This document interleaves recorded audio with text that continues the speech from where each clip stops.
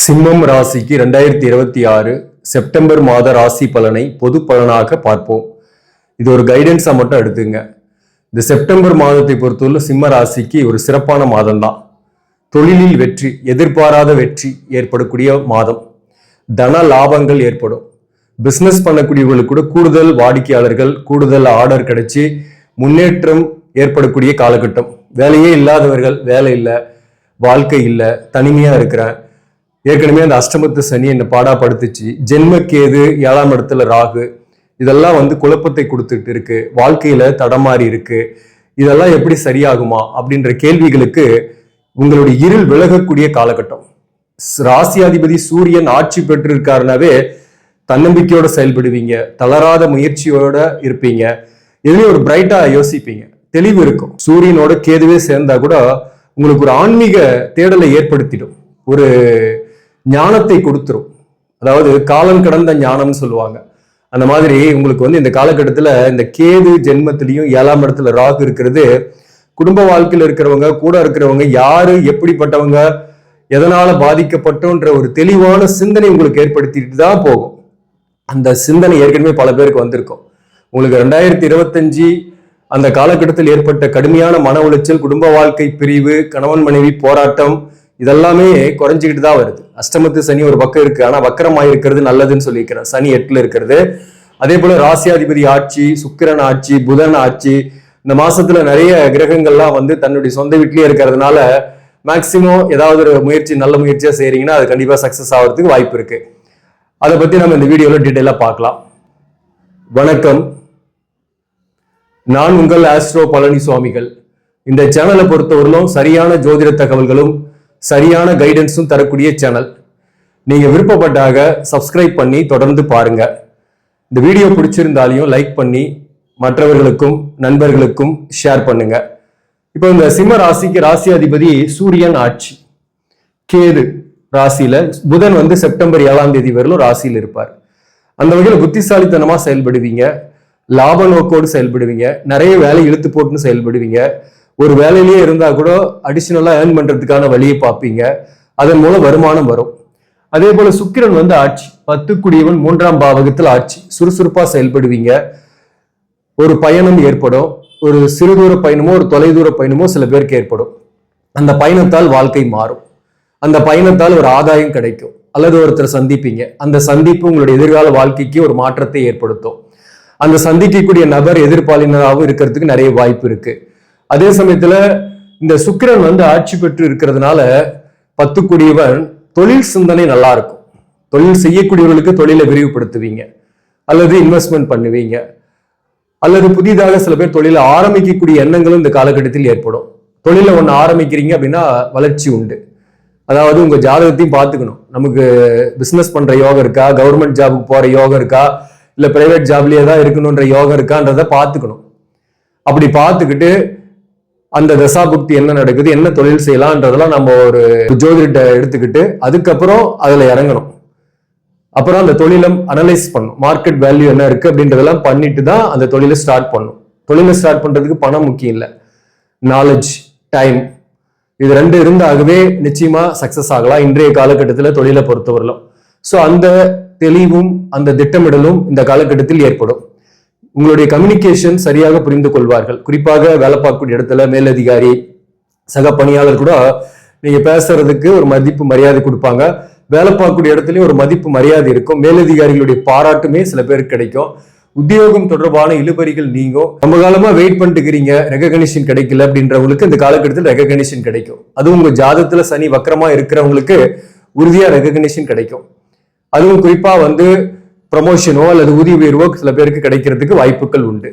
Business பண்ணக்கூடியவர்களுக்கும் கூடுதல் order கிடைச்சி வருமானம் கூடுதலாக கிடைக்கும். அதன் மூலம் கடனை குறைக்கிறதுக்கான வழி பிறக்கும். உங்களுக்கு இந்த சுக்கிரன் பலமா இருக்குதுனாவே 10 குடியவன் 3 குடியவன், தைரியம் வீரியம் கூடும். தயங்கி நின்ற காரியத்துல துணிந்து இறங்கி செயல்பட்டு அதுல வெற்றி ஏற்படுத்துவீங்க. முக அழகு, தோற்றப்பொழிவு சிறப்பாகவே இருக்கும். மகிழ்ச்சியாகவே இருப்பீங்க. இந்த மாதத்தை பொறுத்தவரையிலும் மன அழுத்தம் குறைவாக தான் இருக்கும். ஈவன் மக நட்சத்திரத்தில் தான் இப்ப கேது இருக்கு, ஆனாலும் மன அழுத்தம் குறைவா இருக்கணும். கொஞ்சம் கோபம் இருக்கும், கோபத்தை மட்டும் கொஞ்சம் கண்ட்ரோல் பண்ணிக்கணும். அதே சமயத்துல பூரம் நட்சத்திரத்தில் பிறந்தவர்களுக்கு ஒரு விரக்தி இருக்கும். ஆனா வந்து அழுத்தம் இல்லை, மன அழுத்தம் இல்லை, அந்த விரக்தி பிளஸ் தெளிவும் இருக்கும். இவங்கெல்லாம் இப்படி பண்ணியிருக்காங்க, கூட இருக்கிறவங்களால ஏமாற்றங்கள் ஏற்பட்டிருக்கு, அல்லது நம்மளுடைய கூடவே இருந்து நமக்காக பாதிப்பு கொடுத்திருக்காங்க என்பதை புரிந்து கொள்ளக்கூடிய காலகட்டமாக இது இருக்கும். ஞானத்தை கொடுத்துட்டு போயிருக்கு இந்த கேது. 7ஆம் இடத்துல ராகு. இந்த சந்தேகங்கள், கணவன் மனைவி உறவு நிலையில் இருக்கக்கூடிய சந்தேகங்கள், போராட்டங்கள்லாம் நிறையவே, சந்தேகத்தாலேயே நிறைய குடும்ப வாழ்க்கையில பிரச்சனைகள், ஒரு ஆண் பெண் உறவில் அல்லது நட்பில் இருந்தது கூட வாழ்க்கை துணைவரால் சந்தேகப்பட்டு இப்ப கடந்த காலத்துல இந்த மாதிரி பிரச்சனைகள், இந்த பிரச்சனைகள்லாம் வந்து படிப்படியா குறைஞ்சிக்கிட்டு வருது. முழுசா குறைஞ்சிட்டுன்னு சொல்ல முடியாது, படிப்படியா குறைஞ்சிட்டு இருக்கு. இந்த 7ஆம் இடத்துல ராகு இருக்கிறது வந்து அவிட்ட நட்சத்திர சாரத்துல இருக்கு. இந்த ராசிக்கு வந்து செவ்வாய் வந்து யோகாதிபதி, செவ்வாயோட நட்சத்திரத்தில் இருக்கு. செவ்வாய் வந்து ராசிக்கு 12ல இருக்கு, குருவோட சேர்ந்து இருக்கும்.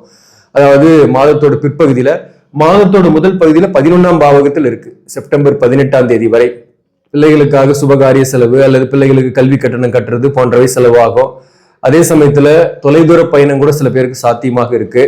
சில நண்பர்களுக்கு உதவி செய்வீங்க. பணம் கொடுக்கல் வாங்கல கொஞ்சம் எச்சரிக்கையாகவும் இருக்கணும். கொடுக்கிற பணம் வந்து திரும்பி வராத மாதிரியான சூழ்நிலை இருக்கு. கொடுக்கல் வாங்கல எச்சரிக்கையா இருக்கணும். வருமானம் வரும், லாபங்கள் வரும். எந்த அளவுக்கு கடின உழைப்பு உழைக்கிறீங்களோ அந்த அளவுக்கு வருமானத்தை நீங்க பார்க்கக்கூடிய காலகட்டம். இந்த 7ஆம் இடத்துல இருக்கக்கூடிய ராகுவால நண்பர்கள் வகையில் இருந்து வந்த மன வருத்தங்கள் நீங்கும். 11ல செவ்வாய் இருக்கு. அப்ப நட்பு வகையில் இருக்கக்கூடிய வருத்தங்கள் நீங்கும். கணவன் மனைவிக்குள்ள இருக்கக்கூடிய கருத்து வேறுபாடுகள் கூட குறையும். ஒன்னா இருக்கக்கூடியவர்களுக்கு கூட கருத்து வேறுபாடு, சண்டை, சச்சரவு ஒவ்வொரு நாள் போல் ஒரு நாள் வாழ்க்கை இல்லாமல் இருந்தது இல்லையா? இந்த மாசத்தை பொறுத்தவரையிலும் பெரிய அளவுக்கு பாதிப்பு இல்லை. கருத்து வேறுபாடு இல்லாமல் இருப்பீங்க, ஒற்றுமையா இருப்பீங்க. 12ஆம் பாவகத்துல குரு பகவான் கூட செவ்வாயும் சேருது. மாதத்தோட பிற்பகுதியில தாம்பத்திய வாழ்க்கையில் இருக்கக்கூடிய பிரச்சனைகள் நீங்கும். தாம்பத்திய வாழ்க்கையில இடையூறுகள் அல்லது தாம்பத்தியமே இல்லை, தனிமையா இருக்கிறன்றவங்களுக்கு குடும்ப வாழ்க்கையில கணவன் மனைவியா இருக்கிறீங்கன்னாக ஒன்னா இருக்கக்கூடிய சூழ்நிலை, அந்யோன்யமா இருக்கக்கூடிய சூழ்நிலைகள் ஏற்படும். இருவரும் சேர்ந்தே பயணங்கள் ஏற்படும். ஆன்மீக ஸ்தலங்களுக்கு போயிட்டு வரக்கூடிய சூழ்நிலை இந்த காலகட்டத்தில் உண்டு. ஆடை ஆபரண சேர்க்கை, சொத்து அல்லது வீடு கட்டுறது, அந்த மாதிரியான செலவுகளும் இந்த காலகட்டத்தில் உண்டு. வாகனத்திற்கு செலவுகள், வாகனம் வாங்குறது போன்றவை இந்த காலகட்டத்தில் ஏற்படும். ஆல்ரெடி வீடு கட்டிட்டு இருப்பீங்க சில பேர்லாம், அதுக்கான செலவுகள் இந்த காலகட்டத்தில் ஏற்படும். சில பேருக்கு புதிய வீடு கிரகப்பிரவேசம் பண்ணிட்டு போகக்கூடிய சூழ்நிலை இந்த காலகட்டத்தில் ஏற்படும்.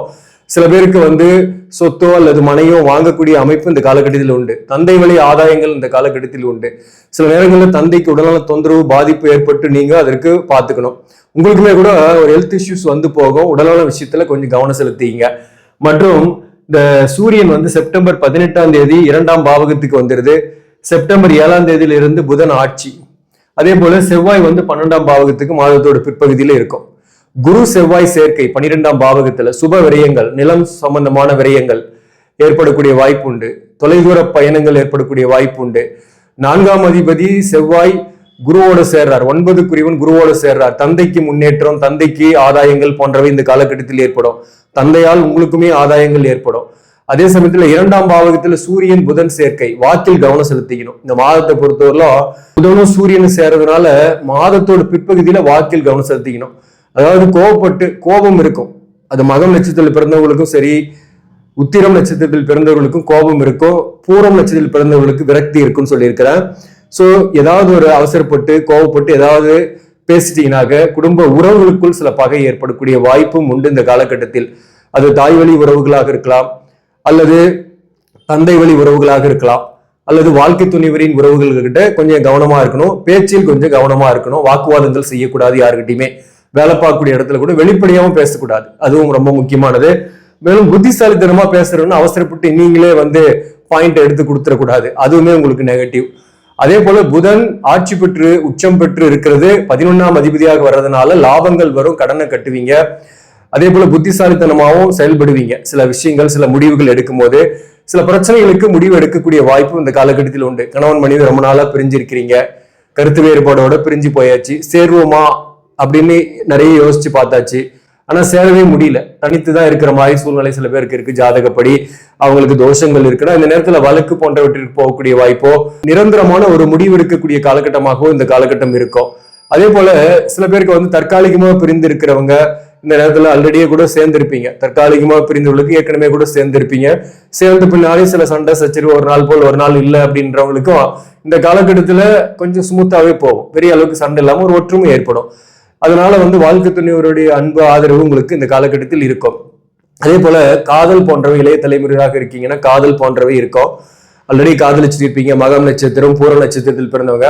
இந்த காதல் சக்சஸ் ஆகுமானாக்க இந்த மாசத்தை பொறுத்தவரையிலும் ப்ரப்போஸ் பண்றதுக்கோ, ப்ரப்போஸ் பண்ணி உங்களுக்கு ஒரு நல்ல பதில் கிடைக்கிறதுக்கோ வாய்ப்பு இருக்கு.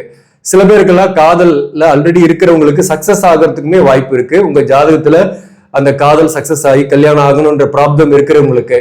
அதே போல நீங்க எழுதக்கூடிய தேர்வுகள்ல நல்ல ஒரு மதிப்பெண் எடுக்கக்கூடிய வாய்ப்பு உண்டு. படிக்கக்கூடிய பிள்ளைகளாக இருந்தாங்க, அல்லது படிப்புலையும் கான்சன்ட்ரேஷன் ஏற்படும். புத்திசாலித்தனமா படிப்பீங்க, நல்ல மதிப்பெண் வாங்குவீங்க இந்த காலகட்டத்தை பொறுத்தவரையிலும். மேலும் இந்த மாதத்தை பொறுத்தவரையிலும் பாத்தீங்கன்னாக்க உங்களுக்கு சனி வக்கரமா இருக்கிறது நல்லது. நஷ்டங்கள் குறையும், கஷ்டங்கள் குறையும், மாற்றங்கள் ஏற்படும். திருமணத்திற்காக வரன் பார்க்கிறீங்கன்னாக வரன்கள் அமைந்து திருமணமாகும். திருமணம் ஆகாதவர்களுக்கு சில பேருக்கு காதல் கைகூடி அது திருமணத்துல முடியும். சில பேருக்கு மறுமணத்திற்காக வரன் பார்த்துட்டு இருக்கிறீங்கன்னாக மறுமணம் அமையும். அதே போல வீடு வாகன யோகங்கள் இந்த காலகட்டத்தில் உண்டு. அதற்காக முயற்சி செய்யக்கூடியவர்களுக்கு அது அமையும். வேலை இல்லாதவர்களுக்கு வேலை உறுதியா கிடைக்கும். அதுதான் இந்த மாதத்துல மிகப்பெரிய நன்மை. அட்டன் பண்ற இன்டர்வியூல நீங்க சக்சஸ் ஆகிறதுக்கு சான்சஸ் இருக்கு. 50 பேர் காம்படிட்டரா வந்தாலே அதுல நீங்க தனியா தெரிவிங்க. நீங்க ஜெயிக்கக்கூடிய மாதமாக இந்த செப்டம்பர் மாதத்துல இருக்கும். அதனால வேலைக்காக முயற்சி செய்யக்கூடியவர்கள் தைரியமா, கான்பிடண்டா, போல்டா அட்டன் பண்ணுங்க. உறுதியா உங்களுக்கு தான் அந்த வேலை. ரியல் எஸ்டேட்டு, மண்மனை தொடர்பான தொழில், விவசாயம், மருத்துவம் சார்ந்த தொழில், அரசு பணியில் இருப்பவர்கள், அரசால் ஆதாயம் பெறக்கூடியவர்கள், அரசியல்வாதிகள் மற்றும் கம்ப்யூட்டர், ஐடி, வாக்கால் பிழைக்கக்கூடிய தொழில், ஆசிரியர் பணி, சேல்ஸ் அண்ட் மார்க்கெட்டிங், வக்கீல், புரோகிதம் பண்ணக்கூடியவர்கள், கன்சல்டேஷன் பண்ணக்கூடியவர்கள், சிறு கடை நடத்துறவங்களுக்கெல்லாம் இந்த மாதத்துல சிறப்பான வருமானம் வரும். டிரான்ஸ்போர்ட், ஹோட்டல், மீடியா சார்ந்த துறை வருமானம் வரக்கூடிய வாய்ப்பு உண்டு. பாத்தீங்கன்னாக்க மகம் நட்சத்திரம் இருக்கு. மகம் நட்சத்திரத்துல பிறந்தவர்களுக்கு கோபம் இருக்கும். கோபத்தை கண்ட்ரோல் பண்ணிக்கணும். அவசரப்பட்டு யார்கிட்டையும் வாக்குவாதங்கள் செய்யக்கூடாது, யாருக்கும் வாக்கு கொடுக்க கூடாது. கடனை திருப்பி செலுத்தக்கூடிய வாய்ப்பு இந்த காலகட்டத்தில் ஏற்படும். மகம் நட்சத்திரத்தில் பிறந்தவர்களுக்கு கணவன் மனைவிக்குள் இருந்த இந்த கருத்து வேறுபாடுகள் தீரும். ஒரே வீட்டில் இருக்கிறவங்களுக்கு, பிரிந்து இருக்கிறவங்களுக்கு ஒரு முடிவு கிடைக்கும். உங்க ஜாதகத்தின் அடிப்படையில மகம் நட்சத்திரத்தில் பிறந்தவர்களுக்கு தெளிவு கிடைக்கும். ஆனா ஞானம் கிடைக்கும். யார் நல்லவன் யார் கெட்டவன் தெரிந்திருப்பீங்க. அதன் மூலம் உங்க வாழ்க்கை சிறப்பாக இருக்கும். வேலை இல்லாதவர்களுக்கு வேலை கிடைக்கும். ஒரு சொத்தோ ஒரு மனையோ விற்க முடியாத சொத்து விற்கிறதுக்கான வாய்ப்பு இந்த காலகட்டத்தில் ஏற்படும். புதிய சொத்து வாங்குறதுக்கும் சில பேருக்கு வாய்ப்புகள் உண்டு. அல்லது வாகன மாற்றம், வீடு மாற்றம் போன்றவை இந்த காலகட்டத்தில் ஏற்படும். பூரம் நட்சத்திரத்தில் பிறந்தவர்களுக்கு கணவன் மனைவிக்குள் கருத்து வேறுபாடு, தனிமை, டிவோர்ஸ், சில பேருக்கு தனியாவே இருக்கிறது. இந்த பிரச்சனைக்கு ஒரு முடிவு இந்த மாதத்துல உறுதியா எடுப்பீங்க. அல்லது உறுதியான முடிவு உங்களை நோக்கி வரும். இருள் விலகும். பூர நட்சத்திரத்தில் பிறந்தவர்களுக்கு ஒரு விரக்தி இதன் மூலம் இருக்கும். அந்த விரக்திக்கு நீங்க அவசரப்பட்டு யாருக்கிட்டையும் கருத்து சொல்றது அல்லது வாக்குவாதம் செய்யறத அவாய்ட் பண்ணணும். உடல்நல விஷயத்துல கொஞ்சம் கவனம் செலுத்தீங்க. ஆனாலும் தெளிவா யோசிப்பீங்க. நல்லவன் கெட்டவன் யாருன்றதை புரிந்து கொண்டிருப்பீர்கள். அதே சமயத்துல எடுக்கக்கூடிய முக்கிய முடிவுகள் உங்க வாழ்க்கை பாதையை மாற்றும். ஒருத்தரை சந்திப்பீங்க. சந்திப்பால் வாழ்க்கை மாறக்கூடிய வாய்ப்பும் உங்களுக்கு உண்டு. வீடு கட்டுறது அல்லது புதிய வீட்டு குடி போறது போன்ற நல்ல காரியங்களும் நடக்கும். உத்திரம் 1ஆம் பாதத்துல பிறந்தவங்களுக்குமே விற்க முடியாத ஒரு சொத்து விற்கிறதுக்கான வாய்ப்புகள் வரும். அதே போல புதிய சொத்து வாங்குவீங்க. சில பேர் வீடு கட்ட ஆரம்பிப்பீங்க. அல்லது ஆல்ரெடி கட்டியிருந்த வீட்டு முடிஞ்சு கிரகப்பிரவேசம் பண்ணக்கூடிய வாய்ப்புகள் உண்டு. உத்திரம் 1ஆம் பாதத்துல பிறந்தவர்களுக்குமே பாத்தீங்கன்னா கணவன் மனைவி உறவு நிலை சிறப்பாகவே இருக்கும். கருத்து வேறுபாடு பெருசா இல்லை. ஒன்னா இருக்கிறவங்களுக்கு, பிரிந்து இருக்கிறவங்களுக்கு பொறுத்தவரையிலும் தற்காலிக பிரிவுனா ஒன்னு சேரக்கூடிய வாய்ப்பு உண்டு. காதல் கைகூடும் சில பேருக்கு. புதிய காதல் ஏற்படும் சில பேருக்கு. பூரம் நட்சத்திரத்தில் பிறந்தவர்களுக்கும் மகம் நட்சத்திரத்தில் பிறந்தவர்களுக்குமே புதிய காதல் ஏற்படக்கூடிய வாய்ப்பு உண்டு. மேலும் உத்திரம் 1ஆம் பாதத்தில் பிறந்தவர்களுக்கு தொழில் நல்லா இருக்கும், வருமானம் வரும். பிசினஸ் பண்ணக்கூடியவர்களுக்கு கூடுதல் வாடிக்கையாளர்கள், கூடுதல் ஆர்டர் கிடைச்சி முன்னேற்றங்கள் ஏற்படும். வேலை பார்க்கக்கூடியவர்களுக்கு ஆஸ் யூஷுவல் சம்பளம்னாலையும் சில பேருக்கு பதவி உயர்வோ ஊதிய உயர்வோ கிடைக்கக்கூடிய வாய்ப்பு உண்டு. எதுலையும் தெளிவாக முடிவெடுப்பீங்க. மாதத்துல பிரதோஷ வழிபாடு உங்களுக்கு நன்மையை தரும். பிரதோஷ நாள்ல சிவபெருமானுக்கு வில்வ இலையை வைத்து வழிபாடு செய்கிறது உங்களுக்கு அனைத்து விதமான காரியங்களிலும் வெற்றி ஏற்படும். முயற்சி தடைகள் நீங்கும். நன்றி, வணக்கம்.